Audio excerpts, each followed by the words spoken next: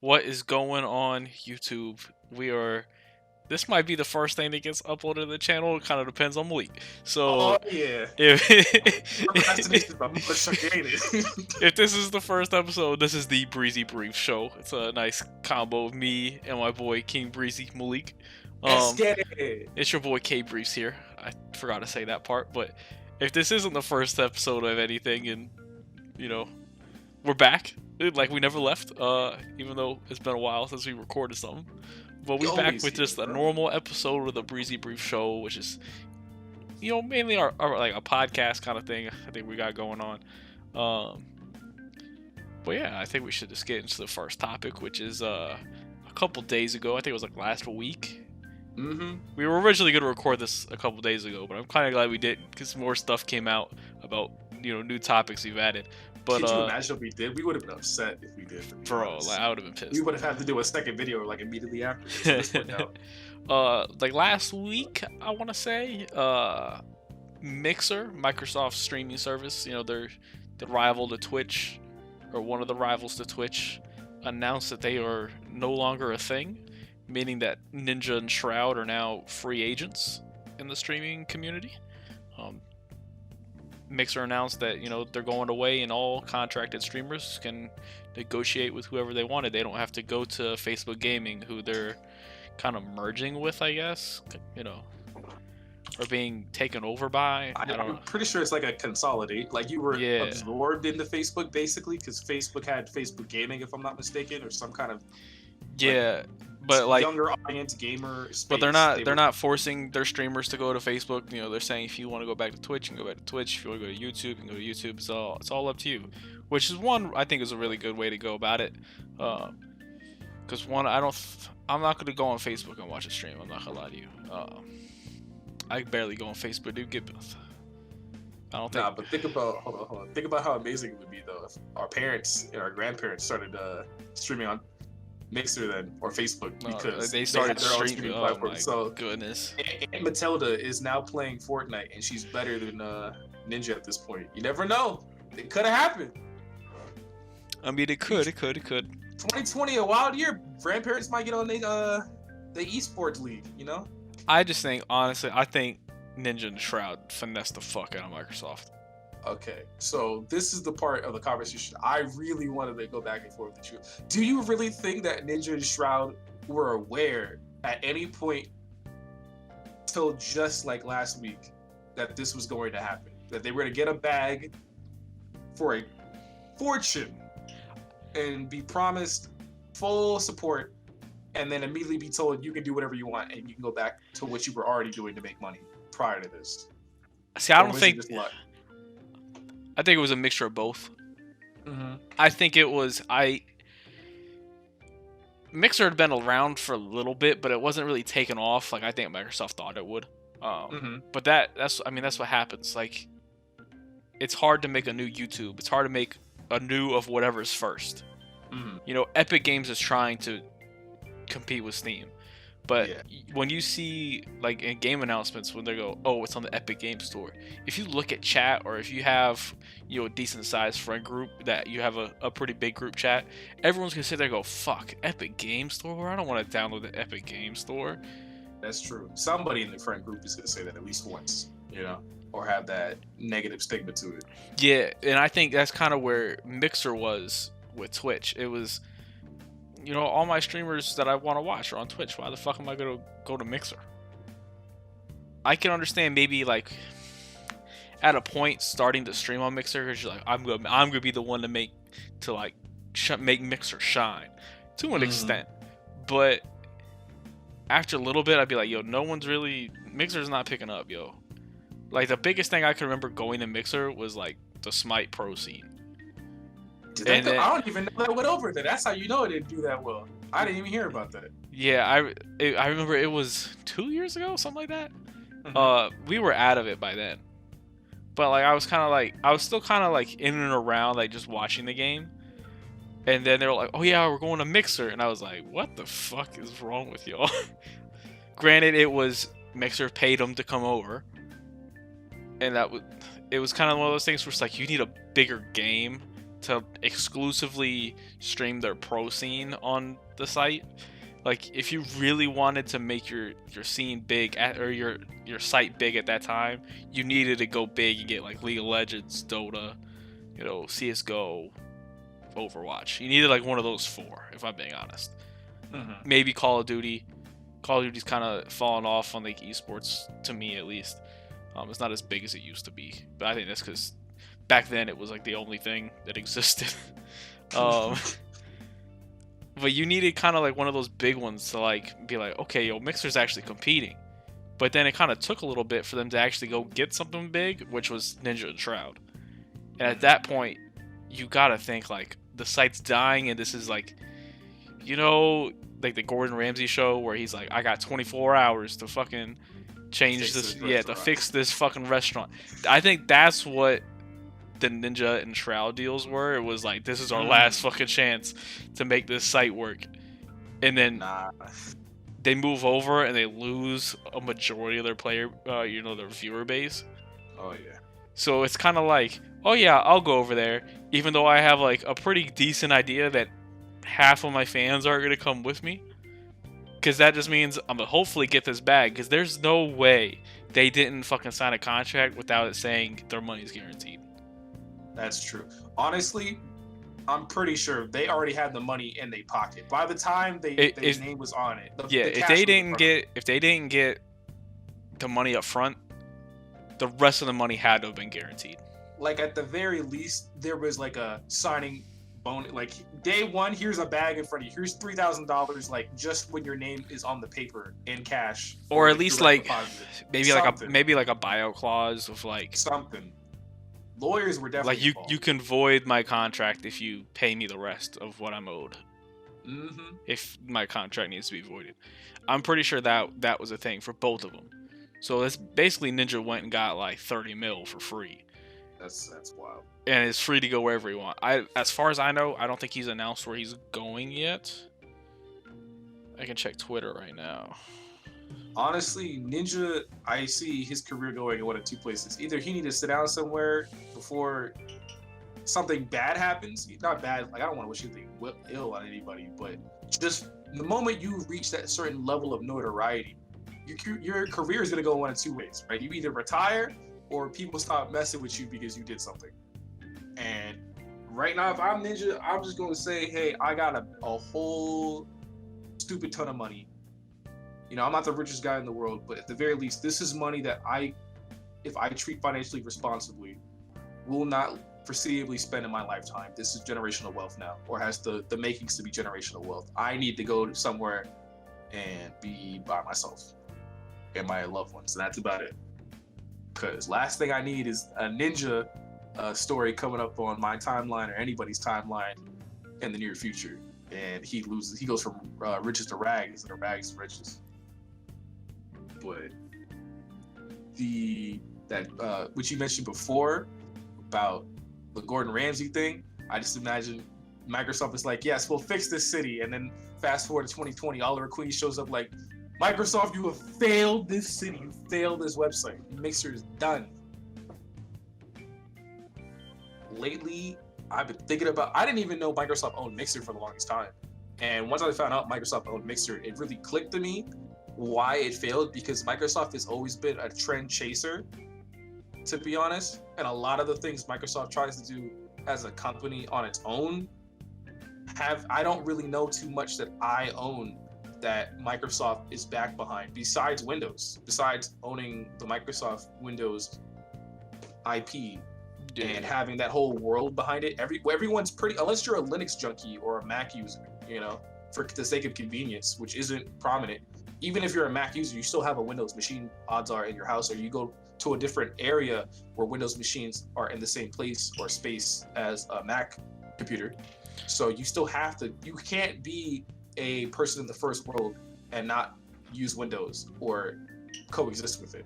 Meaning Microsoft has a monopoly in one space where they can never really go bankrupt, Yeah, from what I just looked on both their Twitters and I looked at them on Twitch, neither of them have streamed since it's been announced that Mixer's going away. Mm-hmm. So it'll be interesting to see what happens. and that's as of 12:30 on fucking, was it June 30th? It's That's 12:30 wild. a.m. So neither of them have announced where they're going yet. If they're gonna come back to Twitch. If I'm being honest, after all the stuff that happened with Ninja and Twitch when he left, I don't know if you heard about it, where like fucking porn was streaming on his page or some shit like that.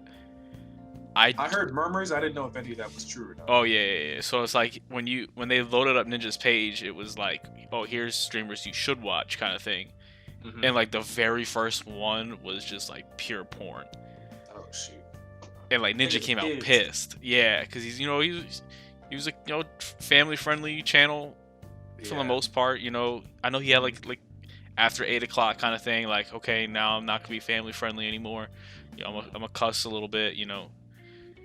But like, like you can't just be advertising porn on your channel on everything. Twitch, like, what the fuck you doing? I would say so. That's Twitch's error, but the issue is that Yeah. he's gonna get the front of that because it's his page. Well, no, because he came out and was like, "Yo, Twitch, what the fuck? Like, what are you doing here?" So it's kind of like, okay, is he gonna go back to Twitch after all that, or I doubt he'll go to Facebook. I don't think Facebook game. Even though Facebook Gaming has signed a couple people, or people have gone to Facebook, I don't know. Like I said, I don't know. I personally can't watch anything on Facebook. I'm not gonna do it. Yeah. YouTube. I think YouTube Gaming, streaming on YouTube is pretty viable. I think people will watch. I think because people are on YouTube all the time, just like people are on Twitch all the time. Yep. There's a lot of crossover between the two sites. I think his viewers that were on Twitch that didn't go to Mixer with him will go, "Oh, he's streaming on YouTube now? Okay, yeah, cool. I know YouTube. That's an easy site to navigate."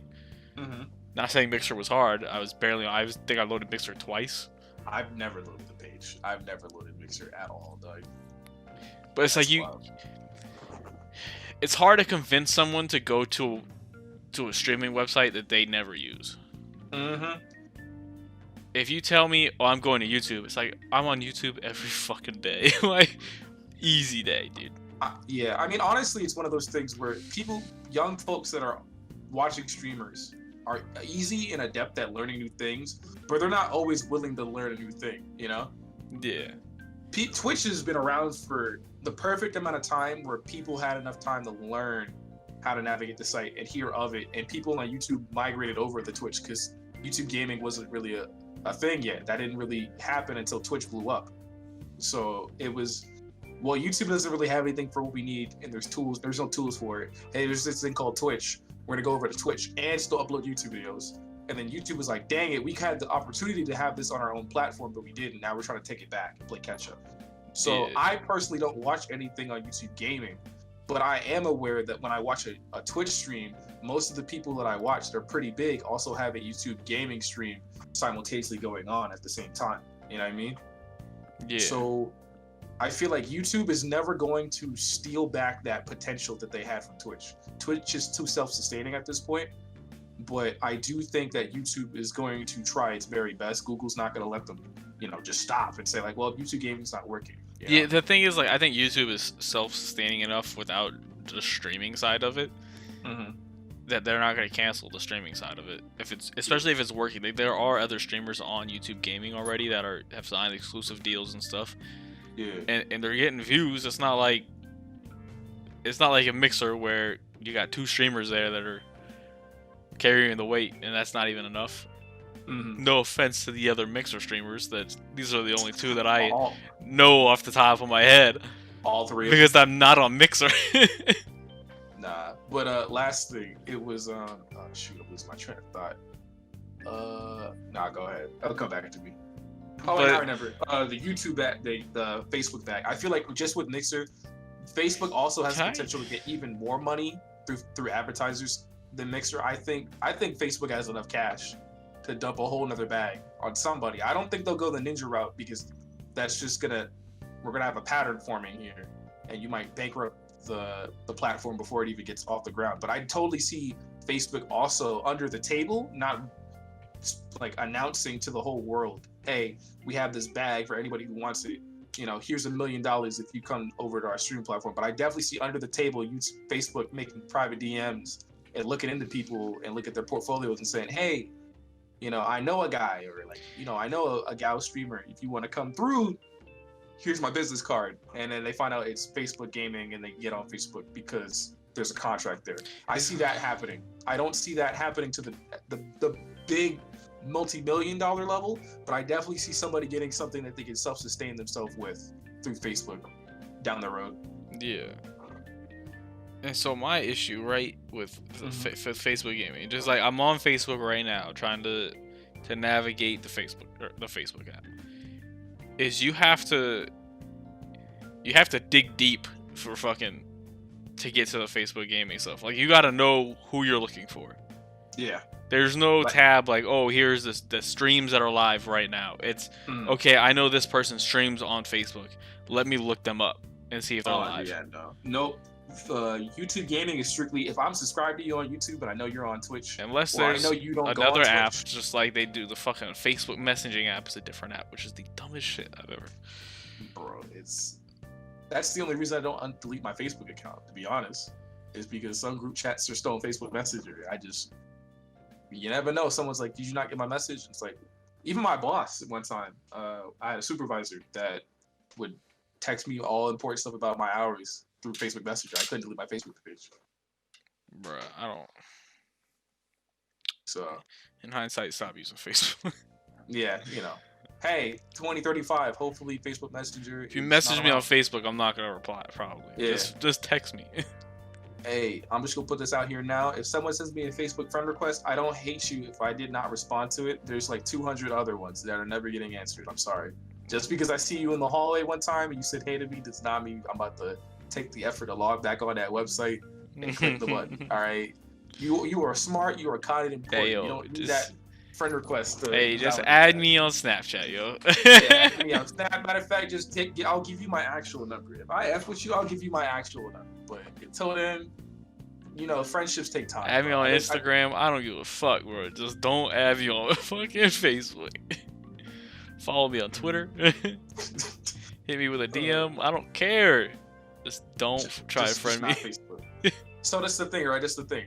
If Facebook Messenger disappears tomorrow, what's the new Facebook Messenger? Who's taking that spot? Because someone has to take that spot. I feel like Snapchat's there, to be honest with you. I think we get there. I think Snapchat needs polishing. I think people are going to try Snapchat. And the one issue with Snapchat being like really reliable is how it deletes your fucking shit, which I know that's the point. Mm-hmm. Like, because I know I was gonna say that, and someone in the comments would go, "That's the fucking point, Dustin." Like, I know that, but like, I can't text important information. I'd be like, "Yo, hey Malik, here's the YouTube channel password," because I know it's gonna delete, and we're gonna forget about it 3 months down the line, because that's what always happens. All right, first of all, don't wish that upon us. We've been doing pretty good. We've been better the past month. Anyway, I think Snapchat, to me, you should just be able to put it as a toggle. Just make it a toggle. By default, which you can. If you like press down the thing, it'll save. But no, but I'm saying when you make a chat, right, or a dialogue. Oh, okay. Just make it a toggle. Like, hey, do you want the text messages or the DMs to be preserved between this group or not? And you can say yes or no, and then there you go. You never have to worry about it again. You do allow them to change it later, but you make sure it's one of those like, are you sure you want to make your messages visible or invisible from this point onward? And then you do, because I think people want conveniences, right? But conveniences means taking away settings, and I think there's a fine balance that Snapchat can find, but I don't think Snapchat has ever cared about it yet. And if Facebook Messenger disappears, Snapchat would have to care. And the first thing I would do is just make that a toggle. Hey, let me make a group chat between, or just do your Twitter DMs. Jelly, Twitter DMs, Briefs, Jelly, Mamba.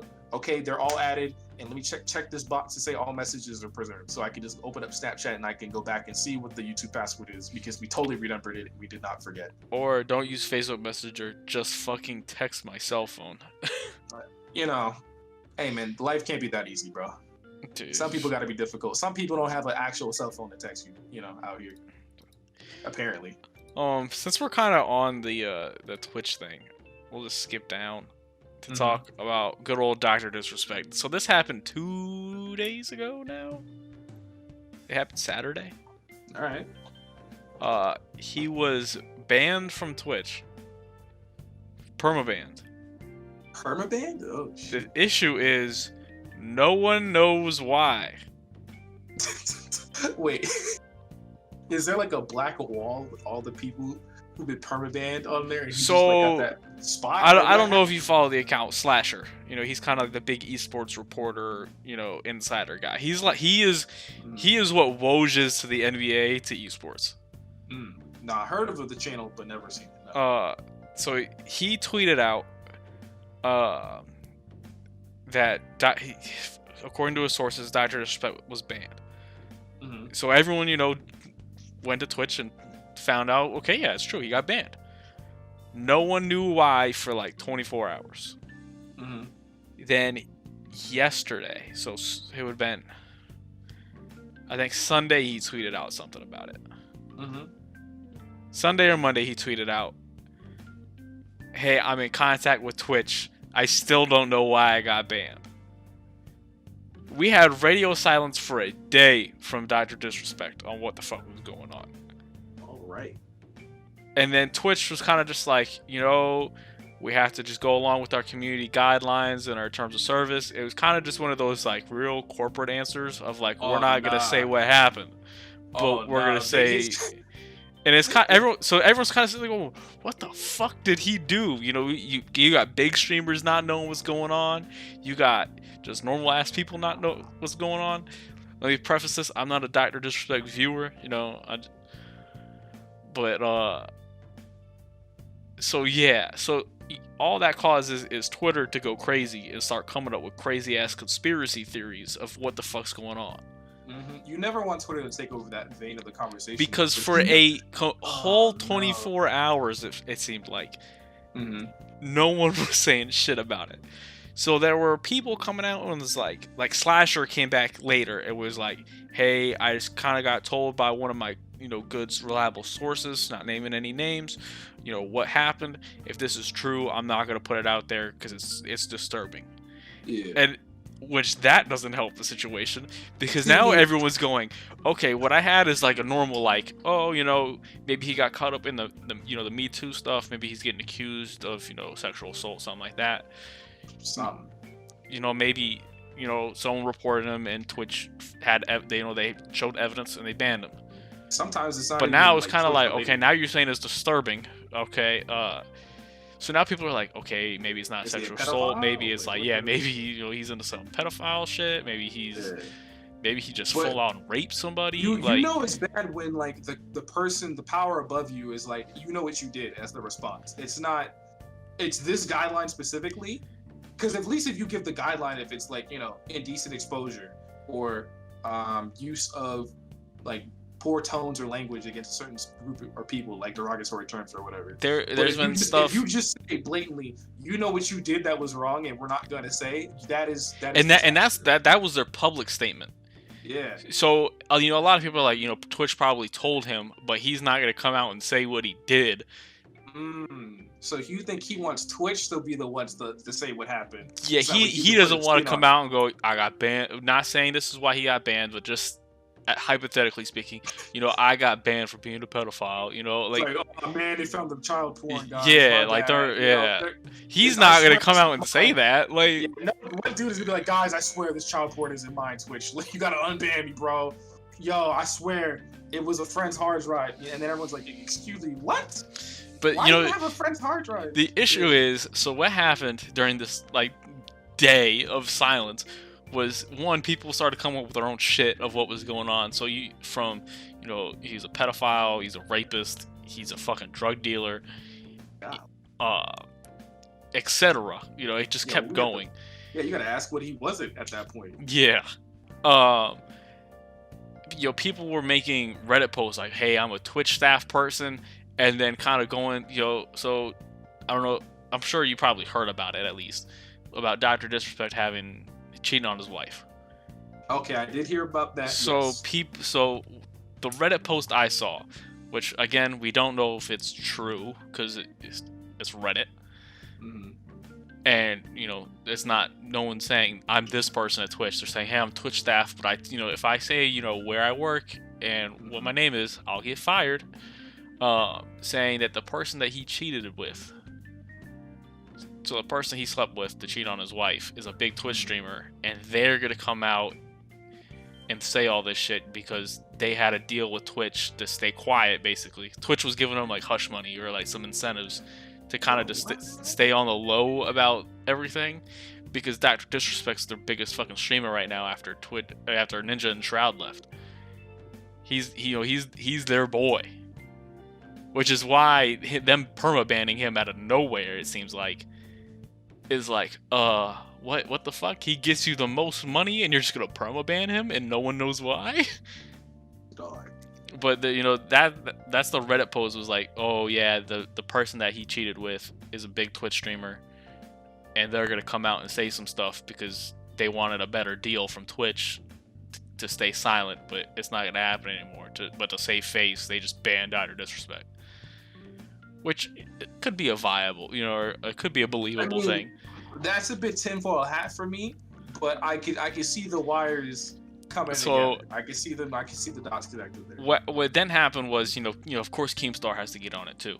Oh Lord. Yeah. But him and Slasher were kind of tweeting out the same things, which maybe that means they're the same person. Just kidding. We've seen what both of them look like. They're not the same person. Anonymous.zip. Yeah. We have some evidence.zip video of his last stream before he got banned. Oh yeah. The last 8 minutes. So I'm streaming on Discord right now, and I'll bring it up for the video.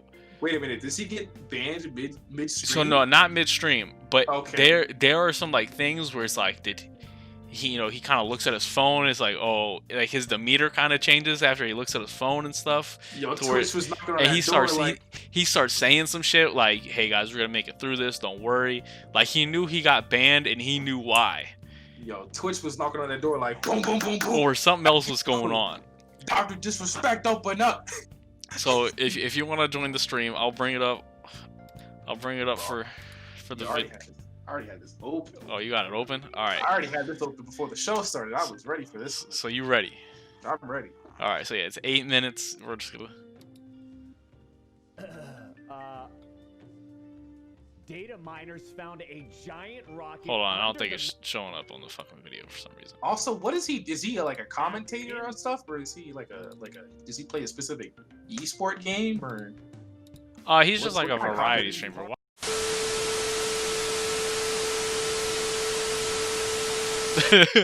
All right, so we're gonna try this again. We're gonna start this video. Boom. Last 8 minutes of Dr. Disrespect stream. Last stream before this ban. Found a giant rocket under the map in between Park and downtown. Yo, Doc, put Dolby Atmos on you so you can fix your audio. You watch your goddamn mouth. Doc, I think you missed my last donation. But fear not, here's another. I'm making one for you soon. I'll hit you up on a pager later. See you soon, Doc. And it's a link to a picture, Danger Cop with a $5 donation. I'm looking at it. Okay. Is that a picture of him cheating? Champions Club Doctor fan, thank you for the $3. Unless you're like trying to like start a new channel called Danger I didn't even Cop. see it. I mean, like, no, I'm saying the digital realm. He opened the picture from the donation. I'm just saying. Oh no. The dirt. That was dirt. I have yet. First off, I love the passion though. I'm not saying you don't try. Right? I'm saying don't like. I'm just not gonna go. He's slipping up. Yeah, come right on in. No, you'll see when he pulls out he like pulls the phone out of his pocket. Oh, he pulls it. I'll pull it. All right. Hollywood. It's not like he's sitting on his desk. He kind of like looks down. Yeah, I figured he would like do the classic flip over the phone, put it back down in defense mode, looking joint. I have yet to see someone. That's on my fucking level, baby. Yo, the arrogance before the fall, isn't it great? And I'm not trying to be disrespectful or anything. Like, I can't wait till I see. I can't wait till I see that next level. I can't wait. It'll happen. It has to happen. Is that a bulletproof vest or just a Impression best? I'm trying to figure out what we got on. So that was him taking out the phone right there. If you missed it. Oh, okay. So yep, there it is. Okay, that's the phone. So then he looks at it, and then you'll like watch this face he makes right here. Ooh, that's that. Ooh. That's the fuck, they got me. Yeah, you see, look at the throat, bro. He was like, oh shoot. Watch me take over. I love it, man. See the self-confidence in the chat? That's what I'm talking about. The self-confidence of the Champions Club, it's at an all-time high, and don't ever stop. Please, don't ever stop. I'm just confused. See, like, look, like he now. In this world, man. Just listen to his voice. He sounds like he's about to cry. I was watching. So I should just put it on just chatting. I mean, like, he's lucky he had shades on before they started. Like, you see how his whole demeanor just changed? Mm-hmm. He looked like he's about to start changing colors. I was watching that documentary on. Oh, he sounds like he's about to throw up. Ike, I-C-K-E. Older gentleman. Ooh, yo, he's cracking, dog. What was in the message? What did Twitch? Twitch was like, yo, you're effed. Anybody know who I'm talking about? I forgot his first name. Get out of town. Like, I'm so Ike. curious. Yes, Alex. Yes. I like him. Even if, like, it's like, it just kind of, rather than this, it's on Netflix. I believe it's on Netflix. Or is it Amazon? It's one of the two. It's either Amazon or Netflix. How do you get those two things confused, little documentary on him. It's pretty enlightening. All it allows you to do is just sort of like, allows you to step outside of the box just a little bit. Whether some of the stuff is not true or not, whatever. I think the whole goal, though, is to wake up!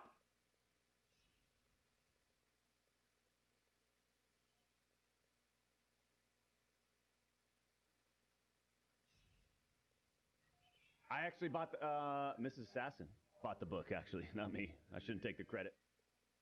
She's staring at me right now with a blade saying, I did.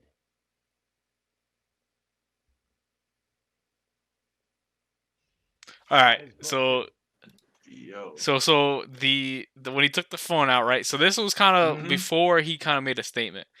Yeah. Is the theory was when he took the phone out, it was going with like the arrest theory. That the cops showed up at his house to arrest him. So like when he took the phone out, it was like his wife texted him, "Hey, the cops are here." See, that would make sense why the wife came in with the wife. And then that right there was like, "Hey, wrap it up, yo. The cops are getting impatient. Like, yo, wrap it up." Yeah. Oh shoot, this is kind of crazy. Things like this thick. I'm gonna read it though. Which he still could have made a statement. He could have been like, "Yo, let's save face here. We're not gonna put you out there for what you did yet." You never know. Nah, this is the sign of him trying to act like everything's fine. It's the scary part. You've done something wrong where you have to pretend to persevere as if nothing had happened. Because as an internet personality, all you have to do is freak out and say, "I'm being framed," and your audience will believe you to a certain extent. You know what I mean? You don't have to do a whole lot. Oh, that's interesting. Hell yeah. Raid Shadow Legends, sponsor us, by the way. One day, I don't know. So let me... Nothing really happens up till this point. Transition. It's around like this. I didn't know they made Roblox models like that. That's crazy. That's weird. All right. I know, right? I think it's David Icke. I'll be it. No, bad. No. I ordered his book too. Yeah, I want to be it. No, bad. Oh, the backyard, the backyard. Oh, okay. Okay, who's it? I appreciate everyone watching today. But yeah, this is where he gets like the real cryptic shit. We'll get. Really, like you said, we don't really know some of the. Yeah, We'll we get don't through know this the Champions map Club. very well. I know it's a tough. That's because I don't know this one well. life's weird right now. Yeah, look. Oh, We'll- it did. we'll get through this, okay? And Hey, Christopher. Dun dun dun! You better not taunt me. How dare you? fuck. You get to try it. And then he just And then he like just that. ends the stream. Like, this is like his end. Yeah. There's no way he just ended it like that. Oh, the people are free to assume anything they want at this point. Yeah. So You like don't that, end- you people don't are end saying like like the ending is because that's when like the piece got fed up and just fucking raided his house. But it's weird. It's fucking wild, bro. I don't know what the fuck is going on. All right, so let me ask you this. It's basically the same reason I watch like reality TV shows. Like I watch Big Brother because I just like seeing people like lose their fucking mind. Plus, yo, I need to be a fucking psychology major. I think that's what we've decided. Probably. You know what would have been the greatest thing ever is if he slowly tried to take off his shades and he did one of them shaky moments where he's like, and the cops just bust down and I would have. Oh, this Yo, would've but been it's potentially like the greatest meme ever, dog. Oh, it's a like shame. no one knows what's happening, man. Like it's But no, you don't do that when you are a personality like that. You realize the power of your voice and that you have to get in front of a story. Period. Right? And you're the streamer. You have the ability to always be the first one to put your voice out there about even prepping your audience. Right? He tried to prep his audience, but he didn't even go about it the right way at all. He just made it more cryptic. If anything, if he just cut off stream after the hand motion to his wife or whatever, he would have. People would have still had the ability to be like, okay, clearly he didn't have the chance to explain himself before something happened and he got permabanned, right?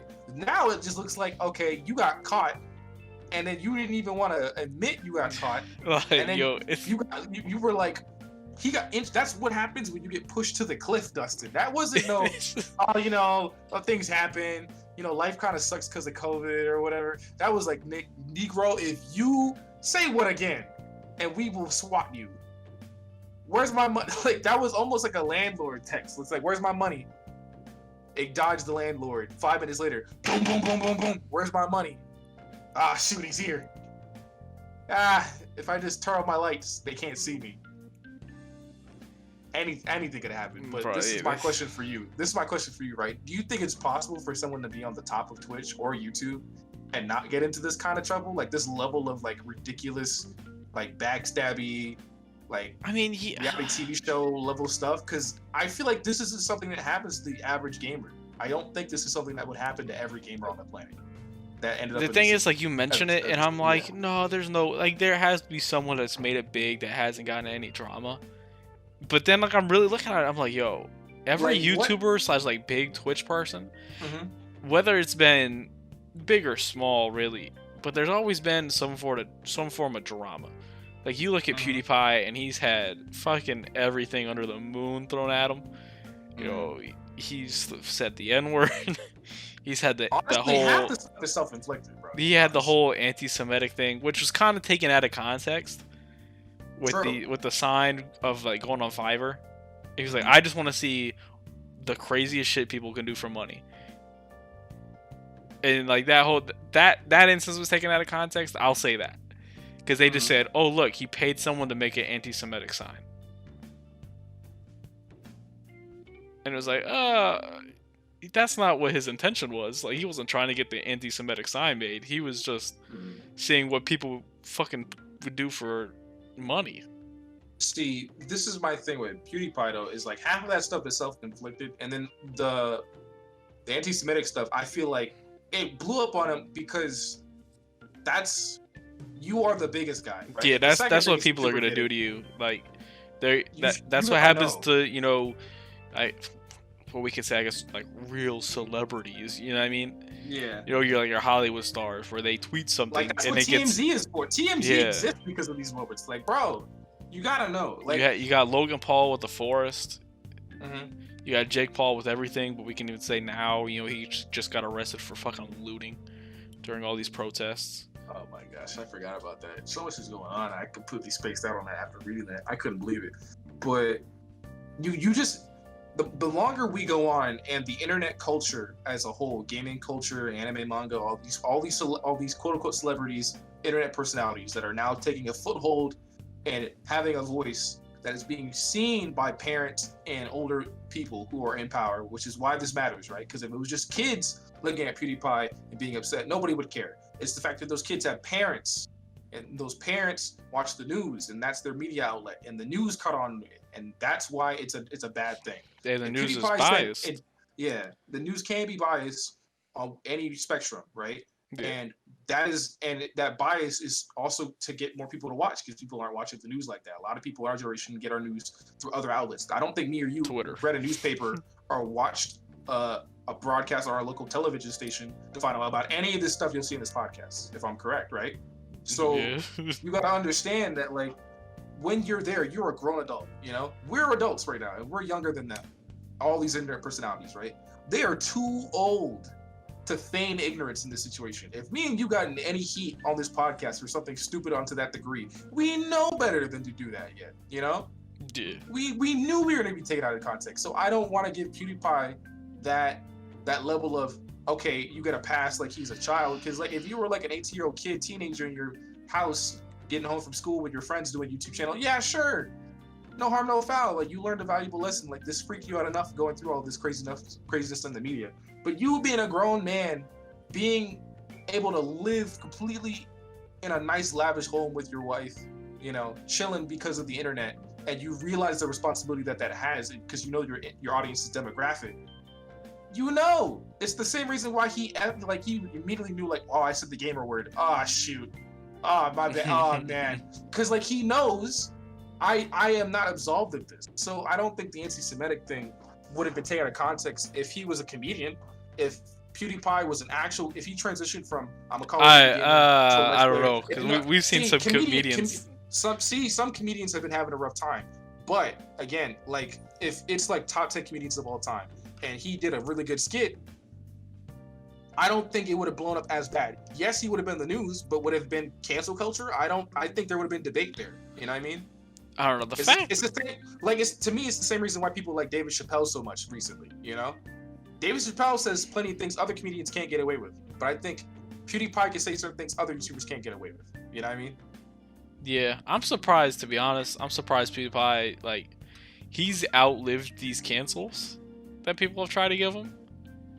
Where it's like, oh, you could cancel me, but I'm just gonna continue to grow, motherfucker. Like, it's not like some of these other people where it's like, oh, cancel this motherfucker, and then you never hear about this person again. No, that's what I'm saying, though. The people that were canceling, quote unquote, on social media, those are the comedians, the movie stars, the actors. They're old people, meaning their peers are people who care about their public image like that. PewDiePie's audience is children, young adults, adolescents. You know, the people that PewDiePie cares about, or the people that care about PewDiePie, do not care about, like, anything involving that kind of rhetoric. They're not gonna tune up their nose. If PewDiePie is gonna take a hit, it's gonna be to a subscriber count, and it's only gonna be like 1 million, which is a drop in the water, you know, drop in the bucket.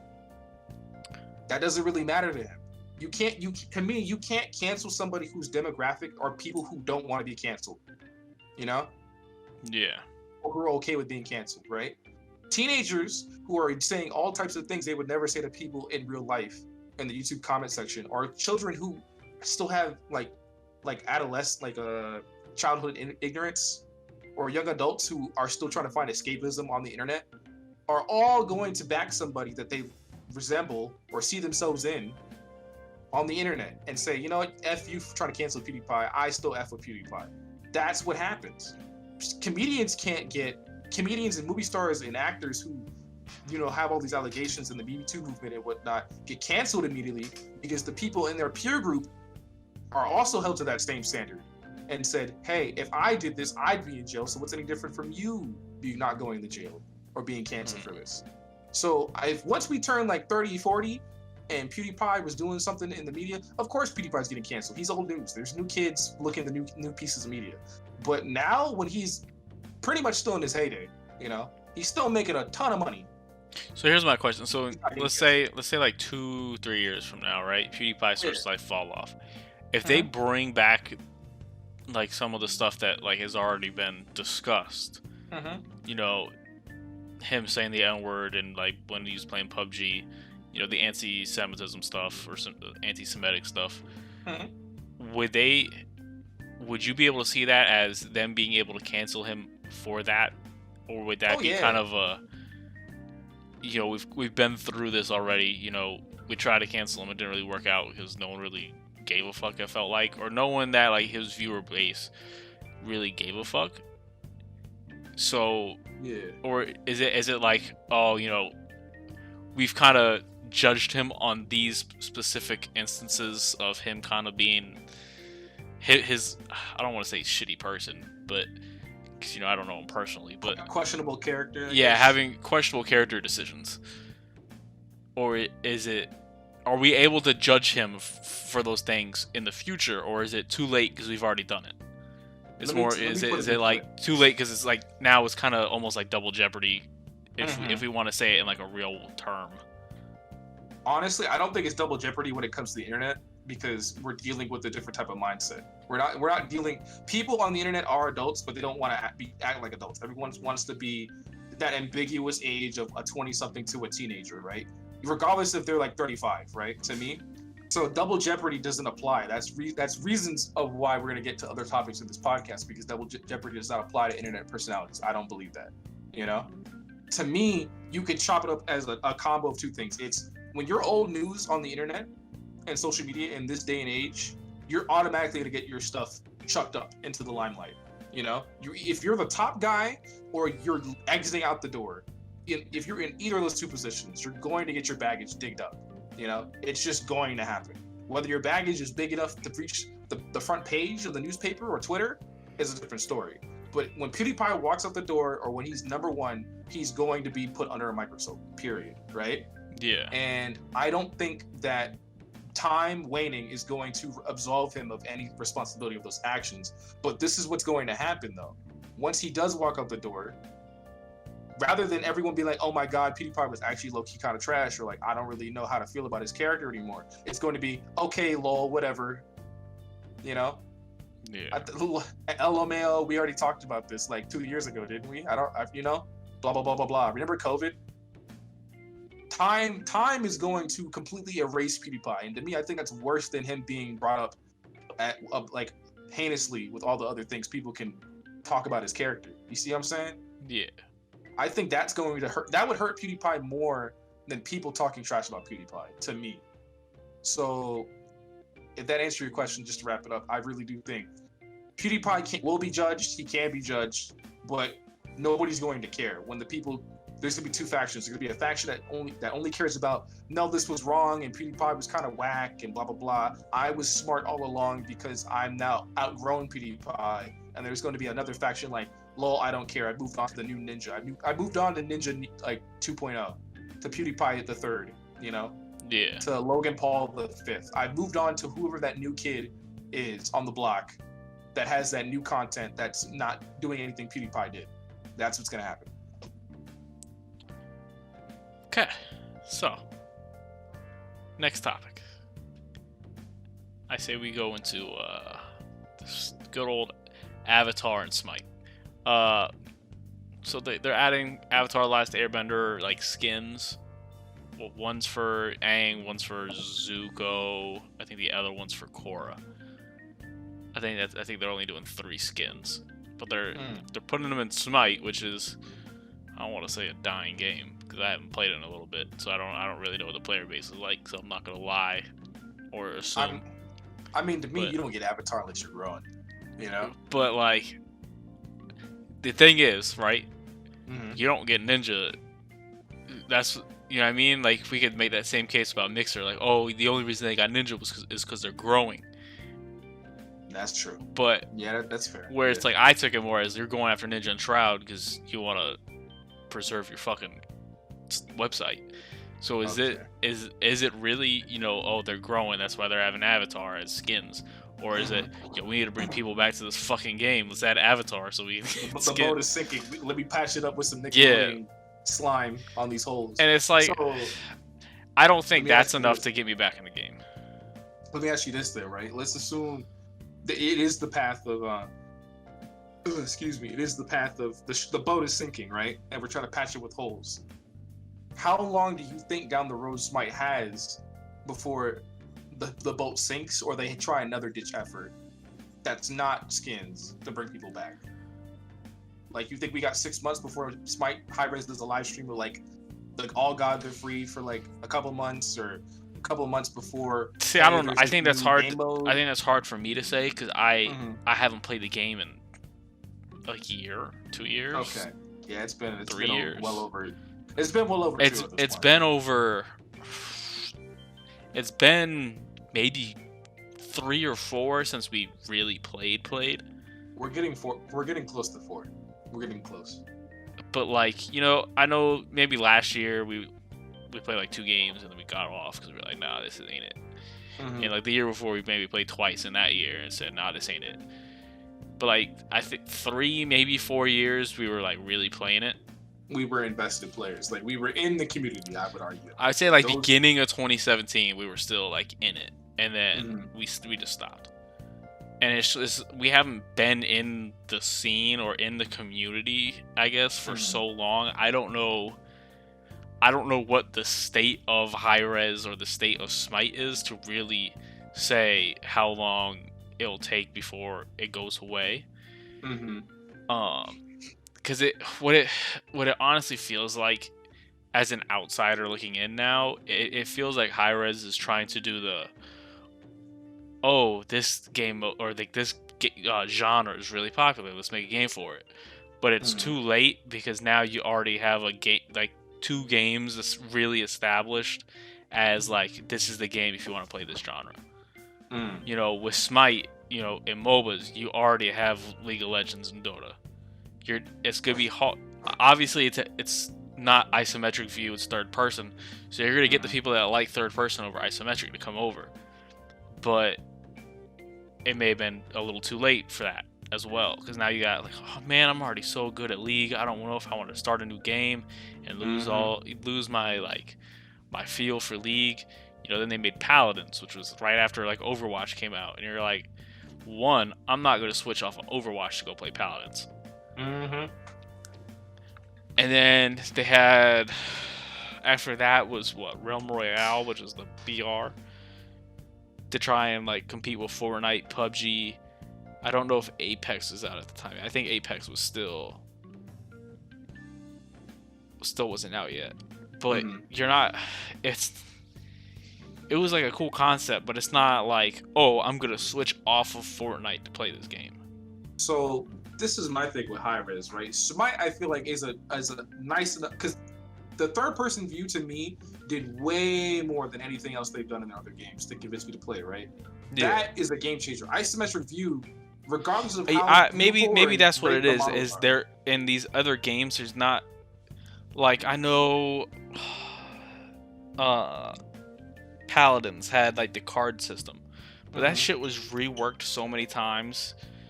It was like no one really knew what they wanted the card system to be, it felt like. And yeah, I think they took it out at one point too, and it was kind of like there was no like game changers in Paladins. exactly. So that's And then Realm Royale, there was no real game changer. Like, So- yeah, Smite had like the third person, but like maybe that was it.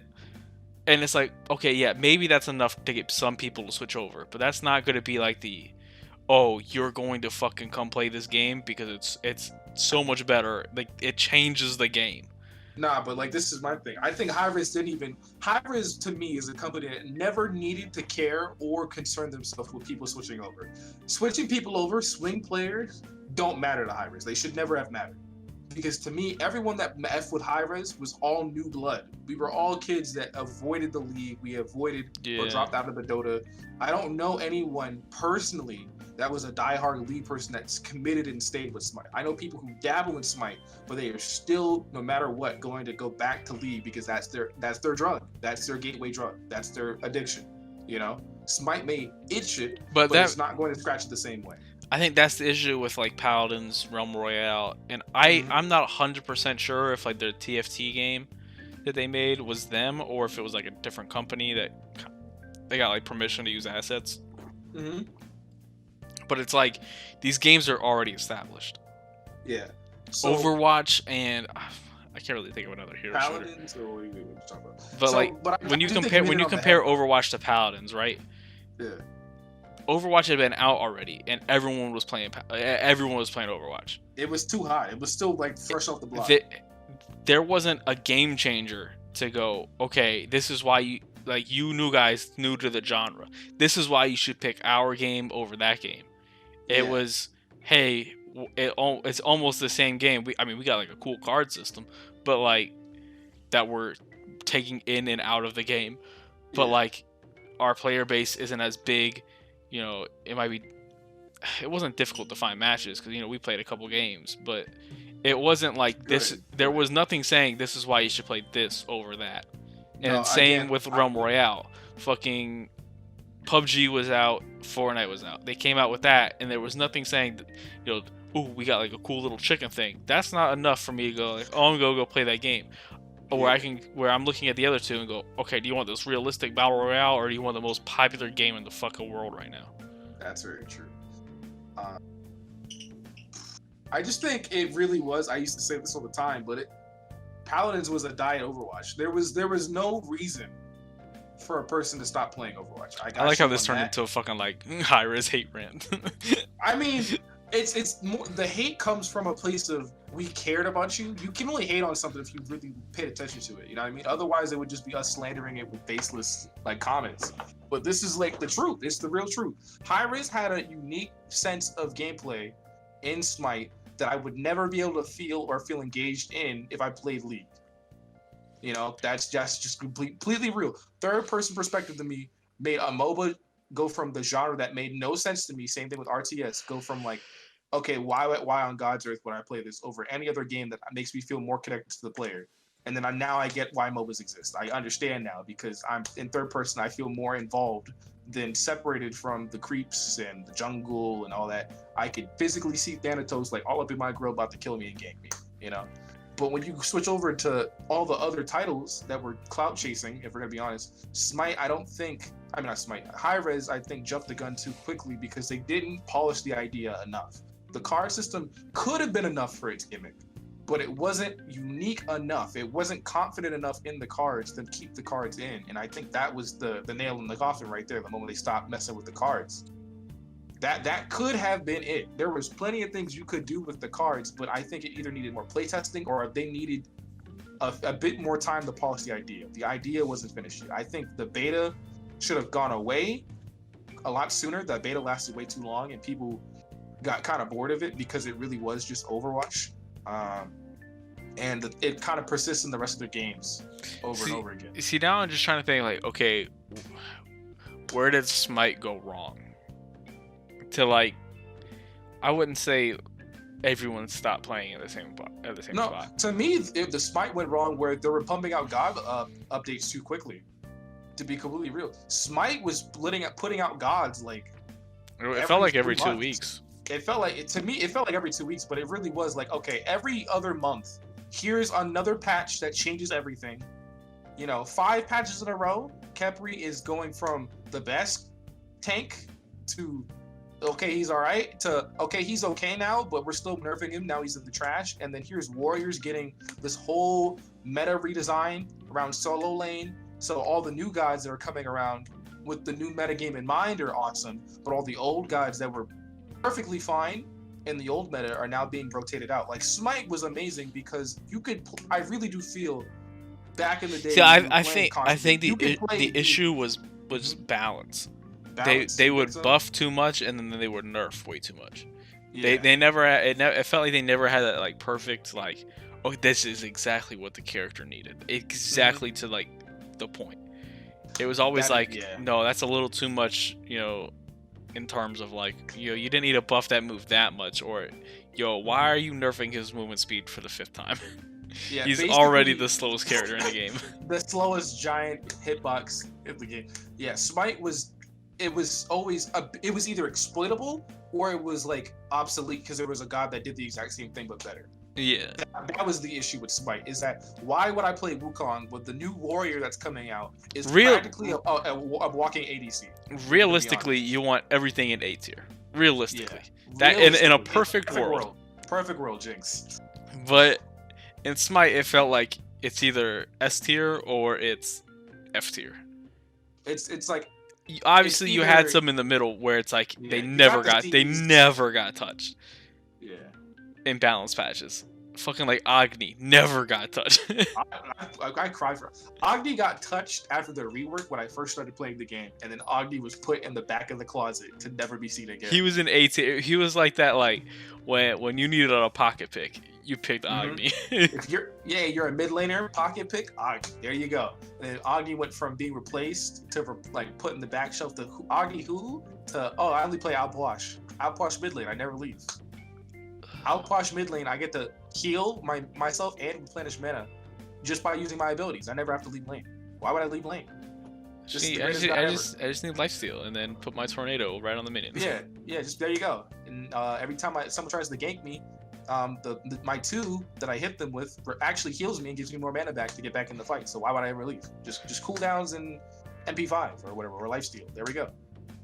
So when you do that, I feel like the gods had the perfect balance in like up to season 2.5 of this is the lore, but gameplay is still a priority. Then it switched to, okay, what would be the coolest thing we could do in the lore? Like the moment they started getting the developers to come on stage around like 2016 to just hype up their god, and you could tell that their pride in the god was shining too hard, because now that developer is doing too much to show their own worth in that god. The developers were trying too much to say, I got a chance to lead a team to make the new Scotty or whatever. So I'm gonna make Scotty the best god that ever existed, and everyone will play Scotty and appreciate my work. But when you do that as a game developer, you belittle the work that all the other developers did prior to Scotty. You make it difficult for anyone to appreciate the game as a whole, and people may play your Scotty god that you worked so hard on to make amazing, and now you make people leave the game. Like Scotty was the last, like, okay, I'm kind of cool for this is kind of cool. She's not for me, but like, yeah, bright things are on the horizon. And then after that, every god was like, why? But why though? Okay, cool, but why though? Okay, cool. I mean, like, I'll still play the game, but why are you doing? But okay, yeah, Ratatasker is now like S tier, but why did you have to make him like busted?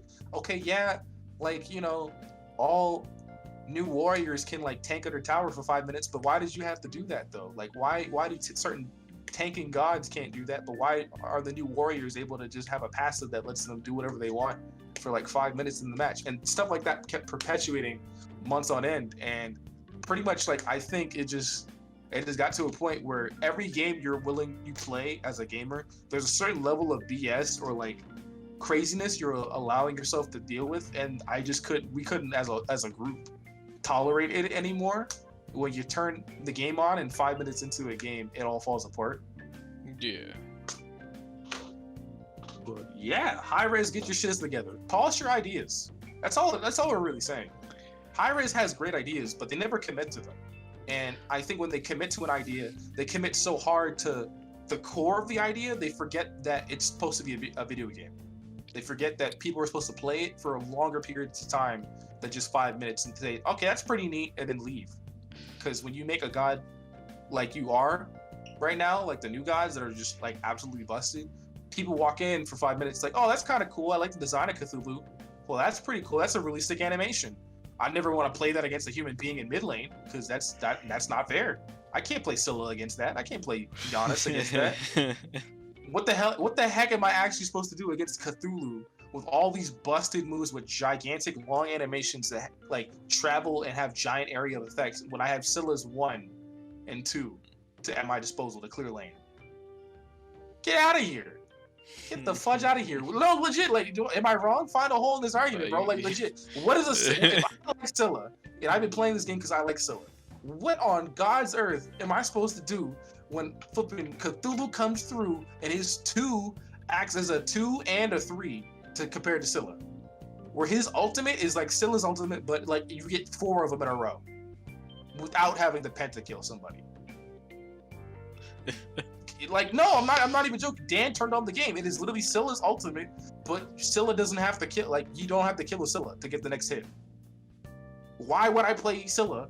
Why would I care about characters? Why would I latch on to character designs that you're crafting? If they're just making the same character but better. If you're making the same character but better, why would I do that? Like, it's the same problem with Pokemon. Pokemon has the same issue on a competitive basis. Why would I play as this certain water Pokemon, but I know there's another water Pokemon 5 times better, and this one doesn't have a cool design? It's the same fish. It's the same fish designed from the same fish genus in the real world, but this fish is way better competitively and it looks cuter. And this one looks ugly. Why would I use Dunsparce if there's 10 other normal type Pokemon that look better, like cooler than Dunsparce? If there's another Pokemon taking his spot as a, I'm not that strong, I'm not a pseudo legendary, but I'm also a pretty niche normal type that you can have in your party. Dunsparce gets forgotten unless you're a memer or you're like really old. You know, sucks to suck.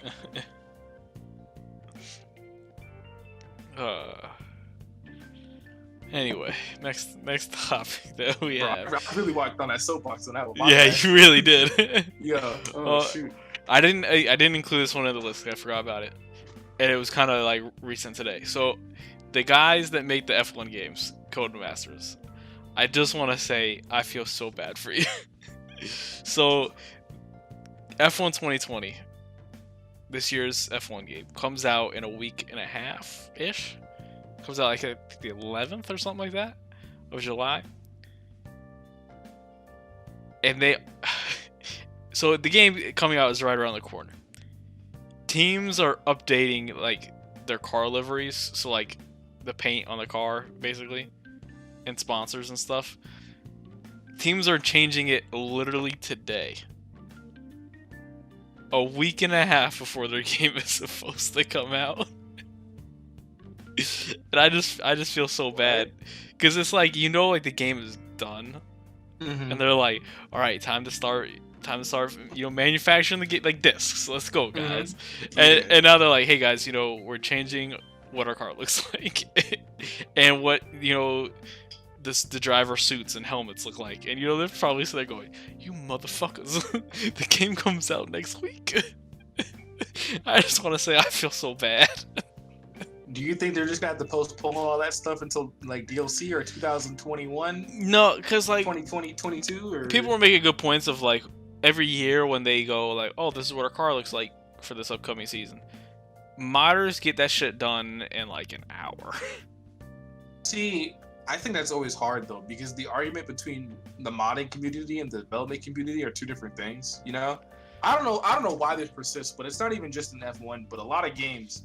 It's so weird that whenever a dev has an issue on something, a modder fixes it in like 5 hours. Like example, Street Fighter 5 netcode. You know, Oh, that's gonna be a good ass segue. like Street Fighter 5 netcode. I don't know how, but the modding community fixes it in a day without the source code. But the development team has a lot of internal issues. Now, I don't know if that's because of the coding system set in place or the hierarchy in which things are taken care of, or maybe the tools you have or the insight you have on the issue just isn't working. But I think there's a bunch of different issues going on together when you're a developer versus a modder that just makes it a lot harder to do the work formally than informally. I don't know. I'm trying to find out like a decent argument for why they're gonna have it a lot longer and harder time getting that stuff in the game. Speaking of but- Street Fighter and their shitty netcode, again, I think it was last week. It was about the same time this Mixer shit was happening. Capcom Pro Tour, which I think they also do Marvel games, but mainly Street Fighter. You know, their season-long, you know, event, I guess. You know, started their qualifiers for CPT World Finals. You know, starting their like CPT events. You know, Evo, etc. So you know, they since COVID-19 is a thing, they're doing CPT online events. Capcom Pro Tour. You could be the greatest Street Fighter in the world. When- Sign up online. And they're doing it, you know, per region. The issue is, as far as I'm aware, they're not doing like US East, US West, US Central. They're doing America. And then they're doing like Europe and like Middle East. And then they're doing Japan, like just Japan by itself. And then like Southeast Asia. The issue with doing the US altogether, and if I'm wrong, I'm sorry, but the issue with doing the US altogether, or even just US East, is the US is so big. It with that bad of a netcode, it even if you're playing like 3 states apart, it's fucked. Like it's not good connections. So what happened was, I don't know if this was a netcode issue or if this was a player's connection issue, but IDOM, defending world champion IDOM, was in losers semis, I believe, against Metrom, who is a Vega player. I'm not 100% sure on where he's from, so I'm not going to say. I know he's from America. He's a Vega player. IDOM came out and said after in the first game, there was like 1-1 rounds, right? In game 1. IDOM rage quit the third round because he got Vega command grabbed 4 times in a row. I didn't even see the clip of the actual match he rage quit. I just heard about So him like rage I went and watched it, and as a spectator, it didn't seem like there was any lag. Spectator side. See, Obviously, it's different for the players.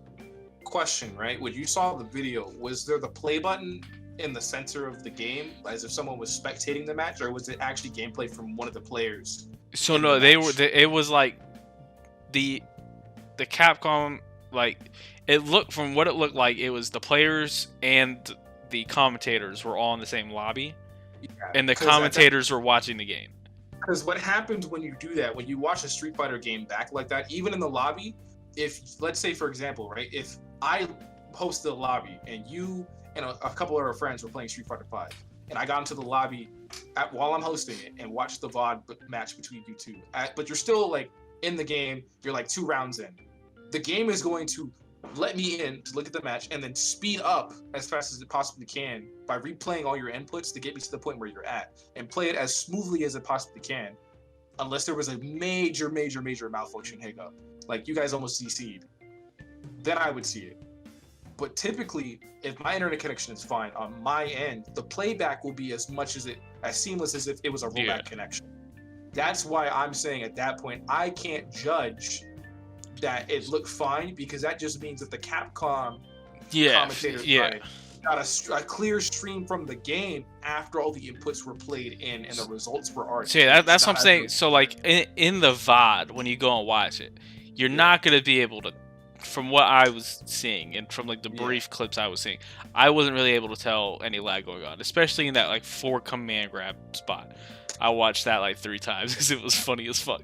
But bro, that makes me want to cry. But I implore anybody, if you actually want to see what happens, definitely the best way to get down at the bottom of it is to go back to the VOD, because all VODs are public on Street Fighter 5. If you look at the replay channel within the game and turn on the player inputs, you can clearly see at some point if IDOM was attempting to get out of a command grab, or he buffered an option and nothing came out, his buttons would still be in the button replay, but nothing would happen. So that's all it really takes to prove that like I DP'd or I backdashed or I jumped and no jump came out. And now, all right, I don't know if IDOM rage quit or not, or if he literally lagged out. I don't think it was ever said. But all I know is IDOM came on Twitter immediately after, basically saying he was forfeiting. Metron was like one of the like 4 or 3 players he had blacklisted to never play online, because he always had a bad connection with him, so he blacklisted him so he wouldn't get matched with him, and like forfeited after game 1 in losers. So like now at that point, IDOM doesn't have to qualify for Capcom Cup. Yeah, I was just saying transition into the gatekeeping debate on that too, because and then we'll go back into the lagging thing, but we'll transition to the gatekeeping real quick, because a lot of people got really upset because IDOM took a spot that he didn't need, and it was knocking people out of the tournament. Yeah, so essentially him winning the tournament the prior year means he gets to already come back and defend his title. He does not have to participate in the tournament. He doesn't have. Yeah, he doesn't have to participate in the season, basically, to qualify to get into Capcom Cup. Basically, the league itself over the year to earn points to qualify for the final tournament to see who's the best in the world. He already qualified for the final tournament to see who's the best in the world. So he does not. He doesn't need to go through all these different events to gather up points throughout the year to figure out where he ranks among everyone else, because then they only take like the top 16 or something like that, we'll say. Yeah, he's already got a Chaos Emerald. He doesn't have to look around the world for a Chaos Emerald. He's good. So a lot of people started accusing him of gatekeeping. I think that's bullshit. Oh, really? Okay. If he wants to fucking compete, let him compete. He's the best in the world. You gotta beat his ass anyway. That's true. See, my And the thing is, if he's not competing in these tournaments, then he's just gonna be sitting at home fucking rusty all the time. yeah, because all my tournaments are cutting. He goes to NLBC every fucking week and wins anyway. Like he wants to play against the best, so he's gonna go in the tournament where the best players show up. Mm-hmm. I don't fault him. And the thing is, he came out and said, for those accusing me of gatekeeping, what the fuck was Punk doing the past couple years? Exactly, that's what I was gonna say. So my thing with gatekeeping, it shouldn't happen. Period. I feel like, but because of COVID, he has nowhere to go to keep the rust off him. I understand that, and I'm only letting this slide morally on my part because again, Punk did it to him, and that means that nobody cared. And it's like when it was happening to Idom, nobody's reached out and cried for Idom that he got gatekept. So I don't think anybody should like cry to Idom when he gatekeeps them. And it's like maybe I can maybe see the point because it's online stuff. But if this shit was Evo, if it was CEO, if it was Combo Breaker, if it was what is it? NorCal Regionals, if it was any of these big tournaments that go on throughout the year, fuck out of here with that shit. I don't care how many fucking points he gets. Like again, like it don't matter if you need like 10 points, if you got 10,000 points. Like for real, the sentiment that you were still gonna have to fight Idom at the end of the day still persists, right? And like if you beat, like even if it was a local, right, or a CPT official tournament, if you get knocked, the worst thing he can do is knock you to losers or eliminate you. You know what I mean? And the thing is, there's no rule in the CPT rulebook saying that the defending champ cannot enter these tournaments. Yeah, if there was a rule, then no hey Idom, you got I'm sorry, but you can't compete. That's what the rules say. There's no rule for it. If he wants to fucking play, if he wants to gatekeep, I don't give a fuck. That's less competition for him. He's the defending champ. You got to do everything you can to defend your title. Earning a title is one thing. Keeping a title is so much harder. If anyone's ever won a tournament, y'all out here talking about WWE. Brock Lesnar doesn't defend his title. I'm out here defending his title every fucking week. Yeah, like, y'all out here getting salty. Y'all don't understand. If anyone's salty about him trying his best to defend his title, you've never really won anything, bro. If you've won something that you wanted with everything you've had, and someone's trying to take it from you, you're gonna do everything you can to, at the very least, he wants to keep the rust on. You know what I mean? Even if he doesn't want to take the attempt from somebody else. It's not like he can go down the street, play with his homies. Nah, man, we still kind of in quarantine. Let's be real. Smash.gg, young boy Timmy's friend circle of 30 people. I don't think anyone got the balls to hold a local right now. No, yeah. Nobody can host a local, and nobody is hosting an online tournament on the caliber of player that he needs to be at. You know? Maybe he'll have one or two hitters in his bracket that are sleeper players or online warriors, you know? But he's not. He needs an entire bracket of like, okay, these are cutthroat dudes. They're coming for you. Nobody's coming with that mentality. If he does an online tournament, it's gonna be like two people actually give him a run for his money, but he's still gonna come out on top, and the rest will be like, oh my god, it's Idom. I'm not good enough to beat Idom. There's no way. I'll just do my best. I'll throw or whatever, or I surrender. You know. All I'm saying is y'all motherfuckers that are mad that Idom was out here gatekeeping, shut the fuck up and deal with it. You got to hold that. Hold that L. Beat his ass next time. If anything, if you are really that upset, tell Capcom administration to change the rules. You know what you do? Go hit the fucking training mode, motherfucker. Go vote. It's the same thing with anything. Go vote. Yeah, go vote. Go tell Capcom at Capcom. Email whoever you got to email. Change the rules. Whoever you got to petition. Make an online petition on Twitter and then send it to Capcom's Twitter saying, hey, we'd like this rule change because we didn't like this. And it happened before, not just with Idom. It happened with Idom the Punk.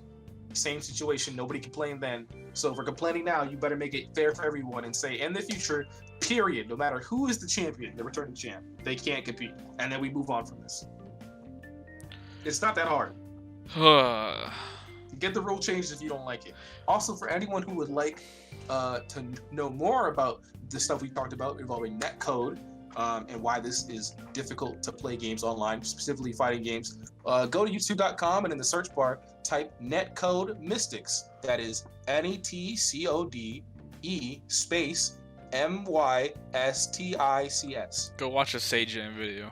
Netcode Mystics. I would recommend the staging video, but that's a 45-minute long video, and this is a 4-minute and 34-second long video that gives you everything you need to know to understand what we're talking about regarding netcode, if we use that term, or rollback, or input delay. Anything regarding those terms you may not understand is covered in 4 minutes and 30 seconds. I know you got that kind of time you listen to this video. So go ahead and check that out.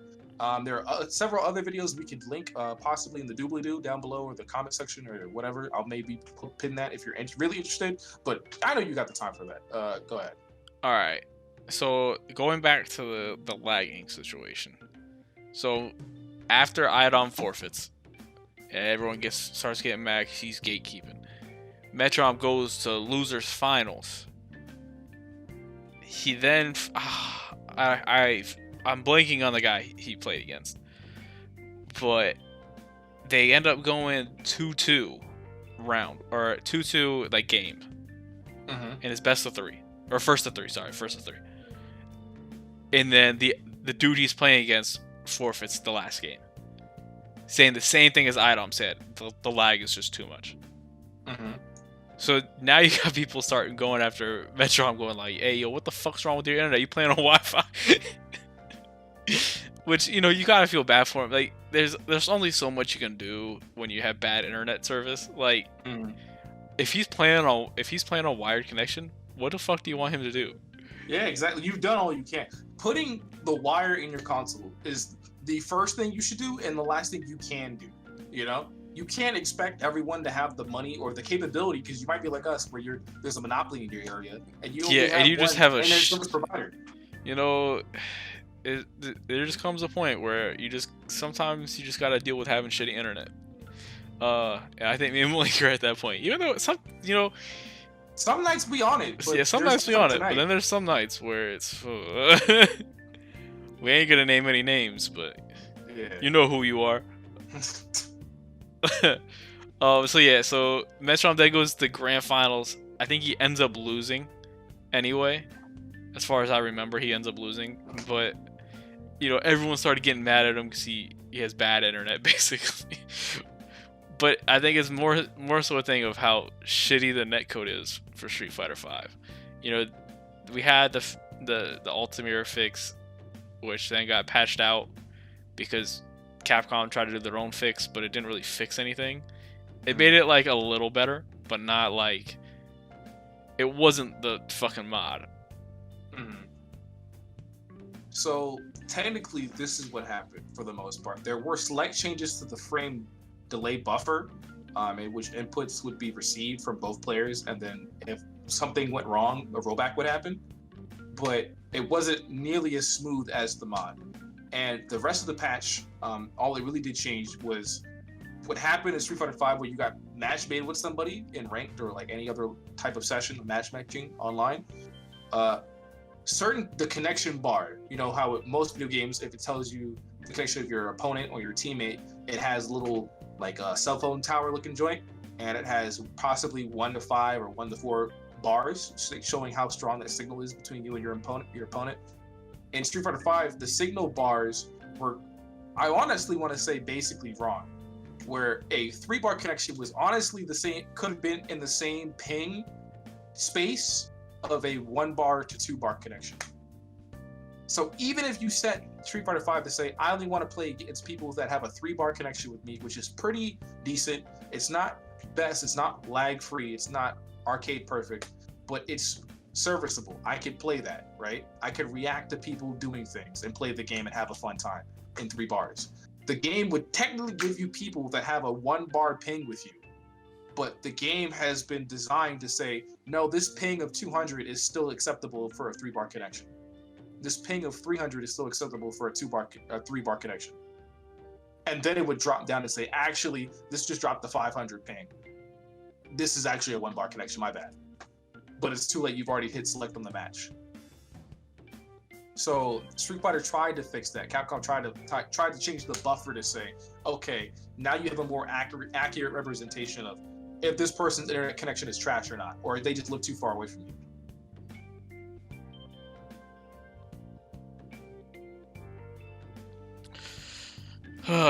All I can say is Capcom, fix your shit.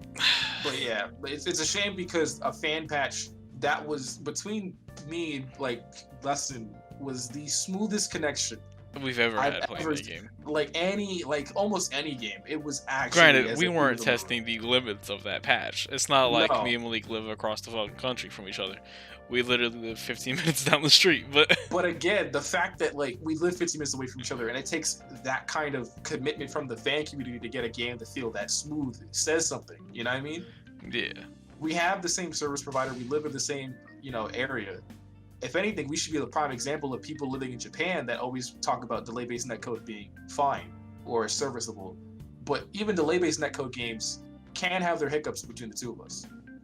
Internet isn't bad because it's weak or it's, low quality. It's bad because internet is not consistent. Internet packets get lost, meaning there are going to be hiccups, and we need games to account for those hiccups happening and how to handle them better. That's all netcode really is. How do you handle when your friend's internet freaks out for 30 seconds? Does the game blow up and catch on fire? Or does it like say, please wait a moment? Or, do you get to keep playing as if nothing happened? And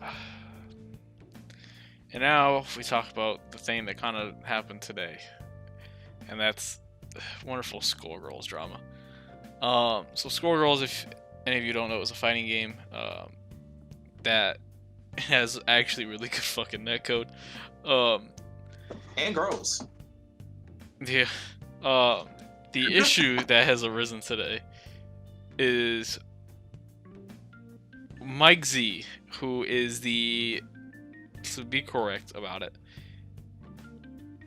is the lead gameplay designer / engineer. Some people have been, during this whole thing, saying that he is the creator of Skullgirls, which, as I just said, he is not. He is the head engineer and gameplay designer. Obviously, Skullgirls is a finished game for the most part. It's kind of, I don't think any updates are going to be coming out anytime soon. They might be doing like a little tweak here and there for like netcode, or pretty much just getting it ready for Evo. This is all. There's no new characters. There's no new music, characters coming out. stages. No new stages. No balance patch, as far as I know. It is done.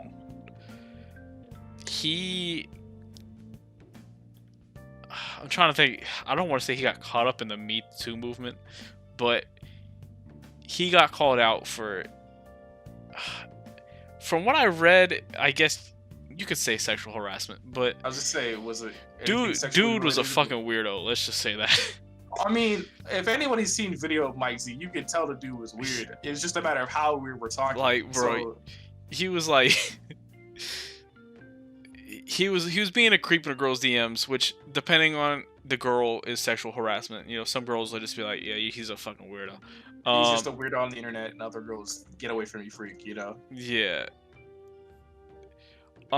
So from what I've been seeing, a lot of people are kind of doing the, fuck Skullgirls. Don't do that, please.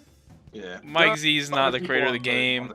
Don't say he's the creator of the game. Skullgirls is such an amazing game. Please don't bash such a good game for just one dude being a creep.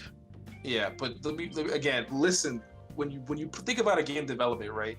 Think of the hundreds of other people, the tens of or possibly hundreds of other people that have their hands in the development of the game.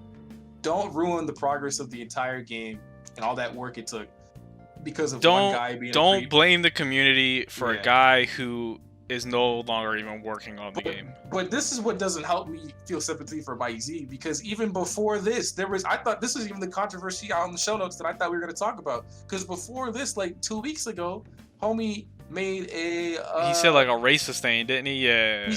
He made an "I can't breathe" joke, regarding current events, and it blew up because he said it to a black female gamer. God, I didn't even hear about that. Yeah, she is a predominant figure in the Skullgirls community. I don't know if you've ever seen it, but she's the girl on Twitch and Twitter that's always play some motherfucking Skullgirls like all the time. Oh, yeah, I know he's on. Yeah. He was commentating with Mike Z over an event, and Mike Z made a not good joke. God damn. A not tasteful, not good joke. Where the punchline was, "I guess you can't breathe." And he did like the whole leaned into it, like, you know what I'm doing. You know what I'm doing. mind you, this is out of context. I did not quote him verbatim. So if you want to see the Yeah, joke, if you want to see the feel free to Google that. But again, tensions are high. This was literally like a week and a half after current events, where that "I can't breathe" God, comment dude. word came from, and he said it. And all So of Twitter erupts. And Sonic Fox comes to his defense, and a bunch of other Black Skullgirl players were like, "Hey man, Mike Z's just kind of weird, you know what I mean? Like, made a bad joke, let it slide." And the fact that this is coming up is like, yo, come on, folks. The dude's yeah, weird. I think what's gonna happen is he was already a weird dude, but with the combination of all these things, he's basically out of the community from what I'm seeing. Yeah. A lot of people are just like, yo, just get him the fuck away from the game now. Yeah. And I think that's just the general consensus from the Skullgirls community people that I follow. And the only reason I found out about what was going on is because I follow the Kill Sage on Twitter, and he was like, he just like posted like, he just like spelled out sigh, and I was like, what the fuck is going on? And then he like later he tweeted, "I'm sorry." I'm like, what the fuck did Sage do, bro? Why is he apologizing? I'm like, yo, bro? I'm like, what the fuck did the Kill Sage do? Bro, I was just saying, did he So get like YouTube? I What click happened? on like the "I'm sorry" tweet, and it's just people going like, bro, it's not even your fault. You don't need to apologize. And I'm like, what the fuck happened? So I go to the other one, and other people are going like, what the fuck is happening? Why is he upset? And they're going, yo, it's just more Mike Z shit, man. And I was like, what the fuck did he do this time? I'm telling you, the month of June, Mike Z has like just done stuff. And I started reading the DMs, and it got. I don't even know if I got to the creepy shit yet. I want you to link me to DMs, bro, because I'm curious what you say, bro. Like, you know that shit where it's like they start like saying what's like in their head kind of thing, like not in quotation, but in like parentheses. Yeah. To be like, yeah, he started doing that shit in the first picture on the Imager link. I'm just like, bro, what the fuck? I'm like, Some people need concept. I read the first picture and I just stopped because like I'm not even getting into this. You even want to know where this goes, how deep the rabbit hole is. It starts off like this bad and it gets worse. we just gonna stop here. I don't need to know what he says. The first image was already Me Too worthy, wasn't it? And then he just kept going. Like it gets worse. From what? Let me see. He doesn't say anything like overtly sexual or like not in the first one. Not in the first one. But it's just it's already kind of like the off like the senses, the spidey senses is tingling at that point. Yeah, it's kind of like where is this gonna go? Because where are you going with this? It was, and I guess the first one you can kind of just chop up to Mike Z being weird, but like, yo, again, we can chop it up to being weird, but he's still a grown adult. That's still a functioning grown adult in society. That is a man that understands the laws of the world and should be cognitive enough to understand that there's certain things you can say and there's certain things you can't say. Even though you have a First Amendment right to say whatever you want to say, understand there's consequences for those actions. You know what I mean? Again, this goes back to the PewDiePie thing where just because, they seem cool, just because he's a good game developer does not mean he's a good person. Just because you're a good YouTuber or a good Twitch streamer or a good gamer does not mean you are a good person with good intentions all the time. So Mike Z is not the second coming of Jesus for helping develop Skullgirls. But I did see a very funny picture, and I'm not gonna lie. Called The Circle of Life. The Circle of Life? What is it? So it starts with Skullgirls gets some attention. And then an arrow goes to Mike Z exists, and then it goes to pain, and then back to Skullgirls get some attention, and it just starts all over again. I'm telling you, that cycle, I've seen 2 loops of that cycle so far, and I didn't even know about the second one. I knew about the first cycle. That's what I thought we were going to talk about today. That's crazy. This man couldn't keep his mouth shut for a month, Dustin? That's what you're telling me, bro? I think this was like old stuff. Let me see. Let me look. If this happened in June of this year, 2020, I am shooketh. I am in disbelief because there's no way in the beginning of this month or at the end of this month this man starts all this BS, causing trouble for Skullgirls. That is a good community. I do not want anything bad to befall the Skullgirls community, man.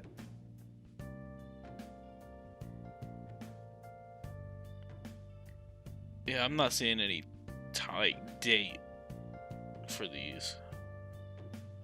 But regardless, like, he's just a fucking weird dude. He just needs to get out the FGC in general. Not ruin the fucking great ass game that he was a part of. But I digress. Just don't call Mike Z the creator of Skullgirls, because he's not. See, the problem is they never really mentioned his role too much, because I'm just used to seeing him being a development staff member that talks the most, you know? For all intents and purposes, Mike Z was the spokesperson of Skullgirls to me. Everyone else that was an avid member of the community was a player that was given a lot of, like, leeway, or, like, the developers were, like, co-signing them, like, yeah, you represent us. You know, we F with you. Sage is cool. Sonic Fox is cool. You know, a lot of other people on Twitter, you guys have been here since day one. We're giving you props. You know, we'll put you on the live stream for Skullgirls. But Mike Z was the only person I knew with the development tag that was out here. The rest were voice actors, like the voice actor for Beowulf. I've seen he's also a commentator. I've seen him be at events for the game. But Mike Z's the only one I know that's like, okay, I've been on the team. I've been to the meetings. I talked about the code, and I'm here. So Skullgirls needed another spokesperson out. I need who's ever the actual spokesperson for the Skullgirls team or their PR department to show up. Because just because the game's done doesn't mean y'all need to stop advertising your game. This is the best time for Skullgirls to advertise if you're gonna have online Evo. You know? Yeah. Y'all effing up your own brand. And I'm gonna leave that alone though. Anyway, next topic, bro. Let's get off of this. This makes me feel dirty, like. Yeah, I'm pretty sure this is the last one we got. Is Min Min. Min the Smash. She coming out today, actually. I think she came out today. Yeah. I actually, well, technically, I think it was yesterday. Yesterday? So yeah. Oh shit, I'm gonna download Min Min and play that after this is over.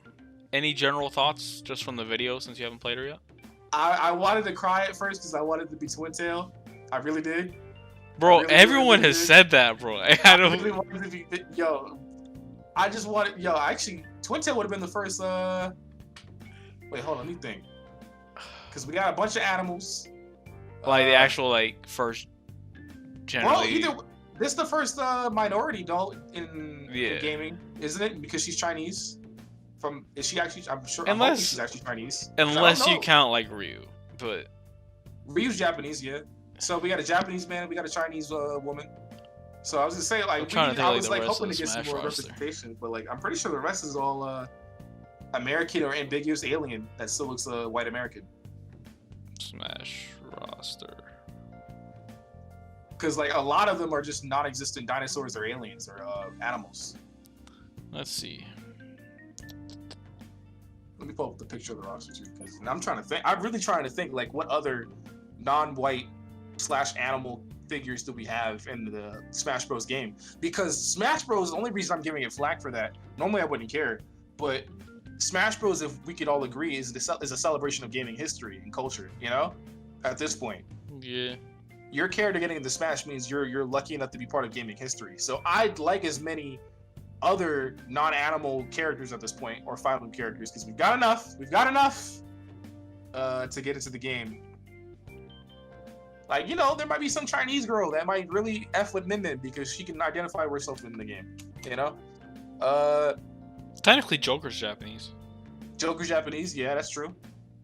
But I'm not gonna stress that issue because there are plenty of games that can do that. I mean, that's not me saying that, but I'm just, you know what I'm trying to say. Oh my gosh, whatever. That's all. Yeah, looking at the roster, I'm surprised there are no other, a black character. I'm thinking even like Latina, flipping like Russian. And I'm like, do we have a European? They have I saw, because I saw someone saying the same thing you're saying on Twitter. Yeah. Of we wanted to be this character, that way we have a black character in Smash. And someone went, but you got Ganondorf. And I was like, Jesus Christ. Yo, Ganondorf is like, if anything, I would say Garuda is like a figurative gaming India at best. You know what I mean? Or Saudi Arabia. I would Arabian Nights. I was like, The first thing I was like, do black people really claim Ganon like they claim I don't claim Piccolo? Ganon, no. Like, To me, I claim Piccolo as a black guy, but Ganondorf to me is. I look at him and I look at his culture and where he comes from in the articles of clothing and the music. To me, that's Saudi Arabia, Arabian Nights, or like India, or any type of like, Middle Eastern culture. I can't identify with that. and like looking at it, like you got some like white guys with like a decent fucking tan, to where it's like you can maybe give them like racially ambiguous. Like Ken. Nah, Ken's white. Ken's a white. I'm trying to think who we got it. Like Falcon. See, Falcon is a. You can go either way because Falcon is a role. It's not a person. You know what I mean? Yeah. F-Zero game, the mantle of Falcon is apparently passed down. So I could argue Captain Falcon is racially ambiguous. That could be anything, right? But it's the fact that like you blatantly just can't tell is the part that I'm like, okay, I don't want this. Let me put it to the record straight. I don't want them to put Mexican characters or black characters or Russian characters that drink vodka, or somebody with coon lips or someone with a sombrero on their head. I just want it to be a character that's like, okay, that's just a Mexican character that had a really good game, that's in Smash. Snake got a mean ass tan. What's crazy is that we refer to him as Snake or Solid Snake, but that's flipping Big Boss's body. That's not even the right Snake. Yeah, it's true. So like playing Metal Gear with some friends, they ruined that for me. Like Snake, they couldn't even get Snake's model right in the game. It's the wrong Snake for the Snake they alluded to with his dialogue with Otacon and Colonel. That's not even the right model. That's nuts. I guess you could maybe say Little Mac's a little racially ambiguous. Yeah, Little Mac is actually that's a good point. Like Italian, that could be anything, bro. I think Little Mac could pass for a Hispanic guy. Yeah, I think Little Mac passes for everything except for like when you get to like Russian or like Western European. Oh no, he'd be whiter if he was Russian. Yeah, or like or black. But I think Little Mac covers a couple. I don't think I can give him like white black mixed, but I can give him like white Latino mixed. I can give him full Italian. Latino. Italian. I can give him just like a really tan white person. So I think that's pretty good coverage. Now Min Min covers the Asian delegation. So now along with Ryu and Joker. Yeah. So we got all Japan covered. I'm assuming Ryu would be more like southern Japan, like tropical Japan, and Joker would be more like modern Japan. So there you go.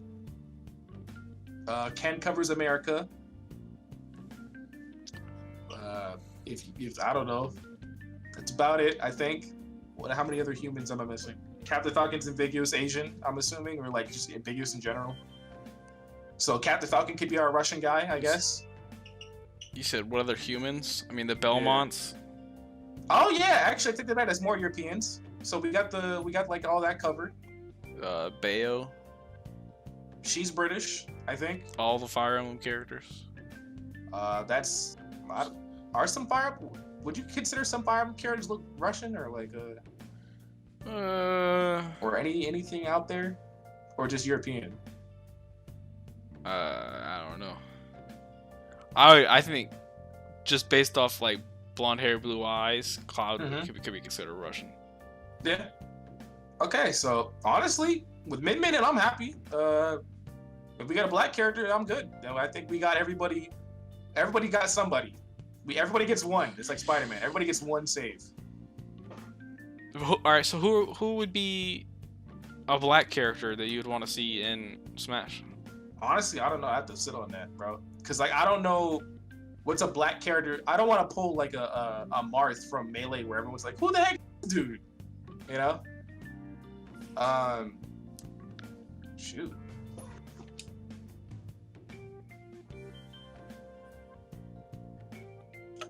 Because like I'm trying to think of prominent black characters in gaming that most people would know and be like, okay, that makes sense. And the only thing I can flip and think of is GTA because of the PS5 announcement. And I'm like, no, I don't want flipping homie from GTA to represent all black people. That's not gonna. I don't think that flies. Give me Barrett for Smash. I mean, like, what IP that is not covered? Because a lot of characters I'm thinking of that are black, your IP is already covered in the game. Like Elena already in, like Clementine from Flippin' Telltale. I don't expect Clementine to be in this game. That would make no sense to me if Clementine from The Walking Dead ended up in Smash Bros.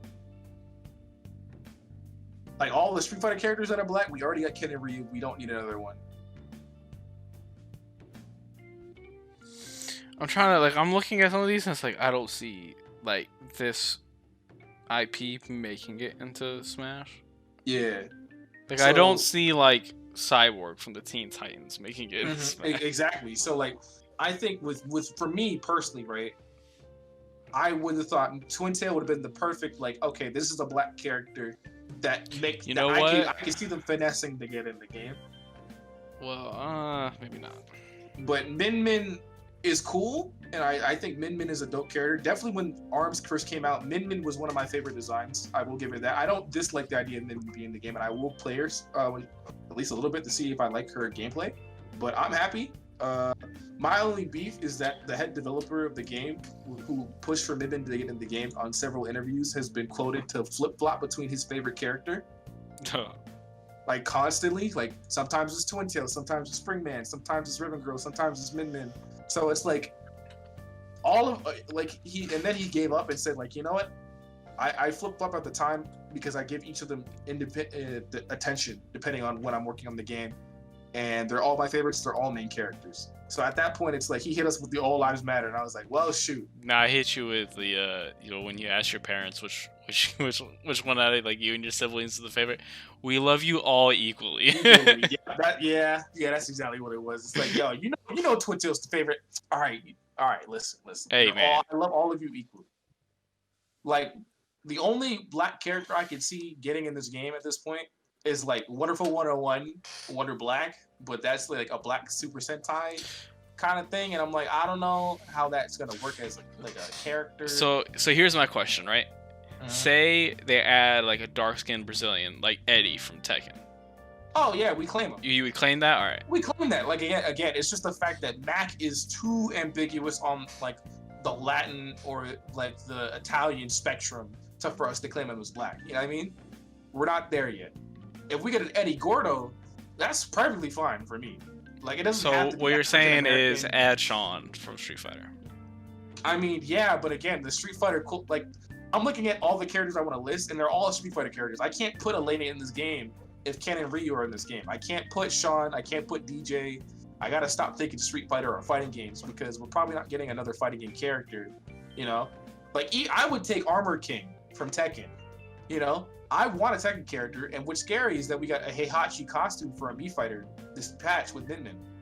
There is a Heihachi Mishima costume, right? And that makes me think, okay, are we getting a Tekken character, or is that the extent that Namco was willing to let a Tekken character get in the game? Add my boy Tyrell.